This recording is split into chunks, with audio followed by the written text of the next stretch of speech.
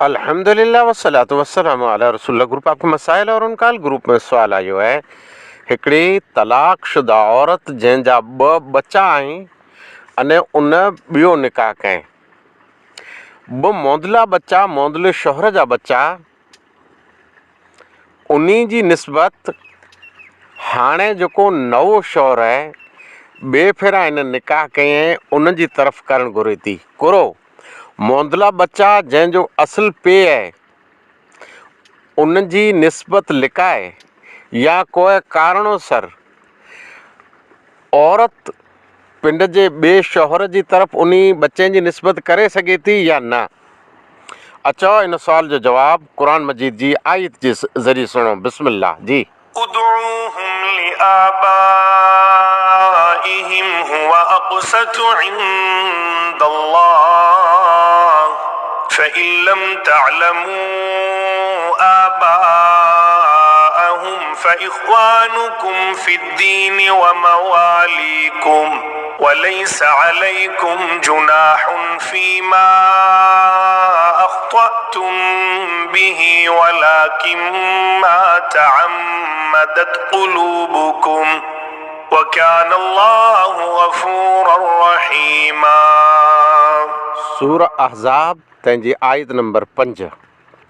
आयत में अल्लाह ताला हुकुम ॾिनई उदऊहुम लिआबाइहिम, असुल पे तंहिंजी तरफ़ निस्बत करे अने पुकारियो।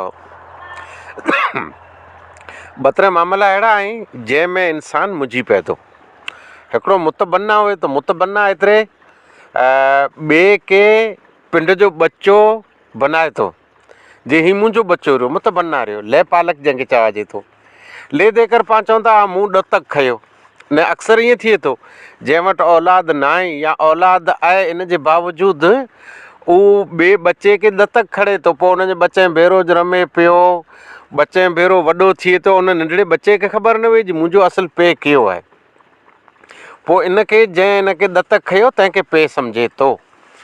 अने हीउ जेको मैटर रहियो जंहिंमें हर मसइलो पेश आहे, सुवालु आयो आहे त असुल इन बच्चे जो पे उन तलाक ॾेई ॾिनई या मरी वियो या छॾे ॾाराईं, कोई पण मैटर थियो। हाणे ही बच्चा कंहिंजी निस्बत से पुकारे में अचे, हर सूरत में असुल पे तंहिंजी तरफ़ बच्चे खे पुकारे में अचींदो।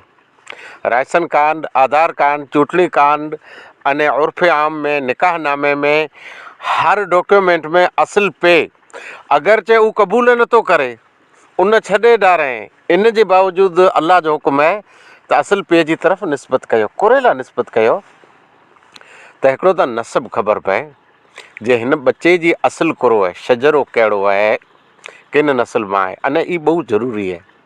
ॿिए नंबर ते मीरास वग़ैरह जे मामले में इन जी नसुल अथवा ई पिंड वॾो थिए त केॾा हिनखे मीरास मिलंदी, केतिरी मिलंदी, हिते हक़ थिए थो की न थिए, तंहिंजे बारे में शरीयत हुकुम ॾिने जे असुल पे जी तरफ़ जी पुकारे में अचे। क़ुरान जी साफ़ अने वाज़े आयत आहे। अमो तव्हांखे साम्हूं हदीसूं पेश कयां थो जंहिंजे ज़रिए पाण ई ॼाणे जी कोशिशि कयूं था त असुल पे छॾे ॿिए खे पे पुकारणो, उन जी निस्बत करणी। अने अहिड़ो आहे कई हंधि लिखियलु आहे असुल पे जी जॻह ते राशन कार्ड में, आधार कार्ड में ॿियो पे लिखियो पियो आहे। उन सारे वॾा कयूं भेरा कयूं। कई इंसान जंहिं वटि औलाद न आहे, जंहिंजो औलाद न आहे त उहो भातिरीअ रहियो, पाणे जो रहियो, कुटुंब मां कोई बच्चो सांढियो, हुनखे वॾो कयो, वसीयत कयूं जे मुंहिंजो ई वारिस बने। न हुन बच्चे खे पिंड जा सॻा भारिया, तंहिंजी ख़बर न आहे, हू चए थो मुंहिंजो पे ई रहियो। शरीयत में हिकिड़ो हुकुम आहे, मनाही आहे। आप सल्लल्लाहु अलैहि वसल्लम फरमायो जेको इंसान पिंड जे पीउ खे छॾे ॿिए इंसान खे पे सम्झे थो, ॿिए जी तरफ़ निस्बत करे थो त उन इंसान कुफ़ुर कयईं। हुकुम करो आहे कुफ़ुर आहे। ई बुखारी जे अंदरि लिखियलु आहे। सिर्फ़ु एतिरो ज न बल्कि जन्नत जो मामिलो आहे। जन्नत जो केतिरो मामिलो आहे जे उन शख़्स मथे जन्नत हराम आहे। सही बुखारी जी रिवायत है, मन इद्दा इला गैर अबीहे व हो यअलमु अन्नहु गैर अबीहे फल जन्नत अलैहि हराम। सही बुखारी। जेको शख़्स ई दावो करे थो जे ही मुंहिंजो पेर हो, हालांकि इहे हिन जो पेर न आहे, या उन लिखाए छॾे पोइ उन बचे जो कुरो ॾो, नंढो बच्चो लिखाइजी वियो न, हाणे वॾो थियो त उहो सम्झे थो ई मुंहिंजो पेर हो। अगरि अहिड़ो कमु कंहिं अहिड़ो मैटर आहे असुल पीउ खे छॾे ॿिए पीउ जी तरफ़ निस्बत करे थो त उन मथे जन्नत हराम आहे, सख़्तु गुनाह आहे, वॾो गुनाह आहे, कुफ़र आहे।